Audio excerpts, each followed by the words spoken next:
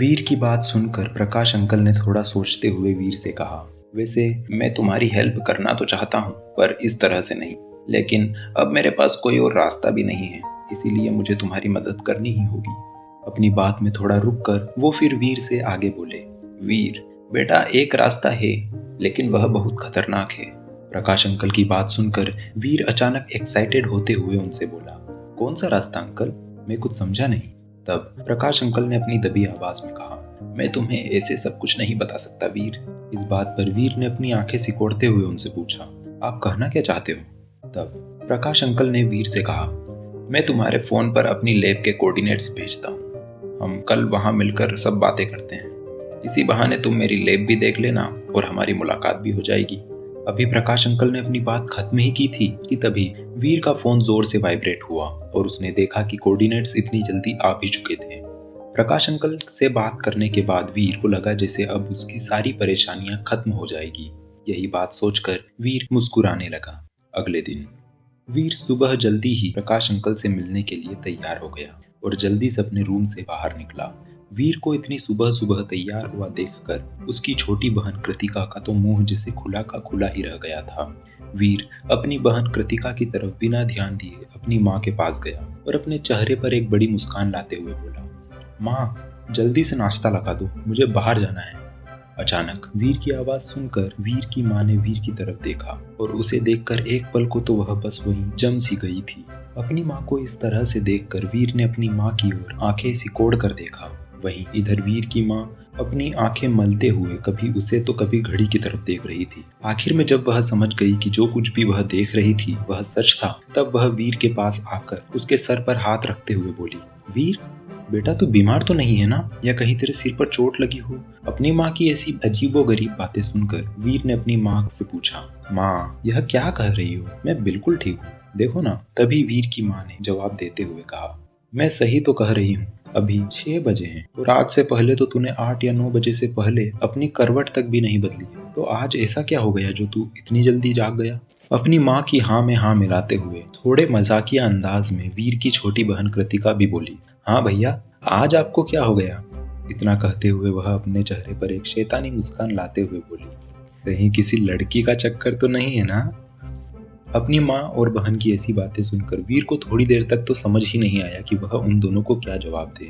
थोड़ी देर तक वह अपने चेहरे पर अजीब से भाव लिए उन्हें एकटक देखते हुए सोचने लगा, क्या उसका थोड़ा सा बदल जाना उसकी फैमिली को हार्ट अटैक दे सकता है? फिर अगले ही पल उसने अपने सारे ख्यालों को एक तरफ करते हुए जवाब देते हुए कहा, वो दरअसल मैं आज अनुराग के पापा से मिलने के लिए जा रहा हूँ। उनसे मेरी उनकी लैब में नौकरी की बात हुई है, बस इसीलिए मैं जल्दी जा रहा हूँ। वीर की यह बात सुनकर वीर की माँ और छोटी बहन की सांस में सांस आई। तब वीर की माँ भी वीर से बोली, नौकरी में कोई खतरा तो नहीं है ना बेटा? तब वीर भी अपने चेहरे पर मुस्कान लेकर अपनी माँ को परेशानी को दूर करते हुए बोला, नहीं माँ नहीं, नौकरी में कोई खतरा नहीं है। तू मुझे बना मत, मैं प्रकाश भाई साहब से खुद बात करूंगी कि वह तेरे साथ हर वक्त रहे। थोड़ा परेशान होते हुए वीर की माँ ने कहा। लेकिन वहीं अपनी माँ की बातें सुनकर वीर को समझ नहीं आ रहा था कि आखिर वह अपनी माँ को क्या जवाब दे। आखिर वह भी अपनी माँ की परेशानी अच्छे से जानता था। वह नहीं चाहती थी कि जिस तरह से वीर के पिता कार्तिक रंधावा की मौत हुई, उसी तरह से वीर भी किसी भी तरह के खतरे में पड़े।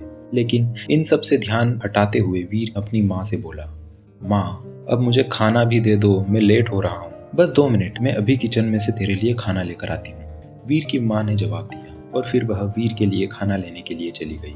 खाना खत्म करने के बाद वीर जल्दी से प्रकाश अंकल की लैब की तरफ निकला। रास्ते भर वीर बस यही सोच रहा था कि प्रकाश अंकल इतने बड़े साइंटिस्ट हैं तो उनकी लैब कितनी बड़ी होगी। इतना सोचते हुए वीर की आंखों में जैसे चमक सी आ गई थी। लैब का यह टूर उसके लिए एक बहुत ही अच्छा और दिलचस्प अनुभव होने वाला था और जितना जल्दी हो सके वो उतना जल्दी वहां पर पहुंचना चाहता था। जब वीर प्रकाश अंकल के दिए कोऑर्डिनेट्स पर पहुंचा तो वीर ने देखा कि वहां चारों ओर बहुत बड़ी बड़ी बिल्डिंग्स थी। वीर कंफ्यूजन में मन ही मन बड़बड़ाया, अब इन सब में से प्रकाश अंकल की लैब कौन सी होगी? उसी समय वीर की नजर राह चलते एक आदमी पर पड़ी। उस आदमी ने वॉचमैन की यूनिफॉर्म पहन रखी थी। वीर ने उसे रोकते हुए पूछा, एक्सक्यूज मी? तब वह आदमी वीर की ओर देखने लगा और बोला, जी कहिए। तभी वीर ने उससे पूछा, क्या आप इस पते के बारे में मुझे कुछ बता सकते हैं? उस आदमी ने वीर के फोन में उस पते पर एक नजर डाली, फिर अजीब सा मुंह बना लिया। फिर थोड़ी देर अपने हाथ से एक बिल्डिंग की तरफ इशारा करते हुए बोला, वह वहां उस ओर। उस आदमी की बात सुनकर वीर ने उसकी बताई जगह की तरफ उत्सुकता से देखा, लेकिन जैसे ही उसकी नजर बिल्डिंग पर पड़ी तब उसका चेहरा उतर सा गया और असमंजस में वह बस उसी जगह को कुछ देर देखता रहा। वह बिल्डिंग देखने में बाबा आदम के जमाने की लग रही थी। हर तरफ से प्लास्टर नीचे गिर रहा था और चारों तरफ से उस बिल्डिंग को जंगली बेलों ने और हरे रंग की काई ने जकड़ रखा था। वह देखने में किसी भूत बंगले से ज्यादा खतरनाक लग रही थी। उस बिल्डिंग के सामने एक बड़ा सा लोहे का जंग लगा हुआ गेट था, जिसका एक दरवाजा नीचे झुका हुआ था और काफी समय से उसका इस्तेमाल ना किए जाने पर वह जमीन में धंस चुका था।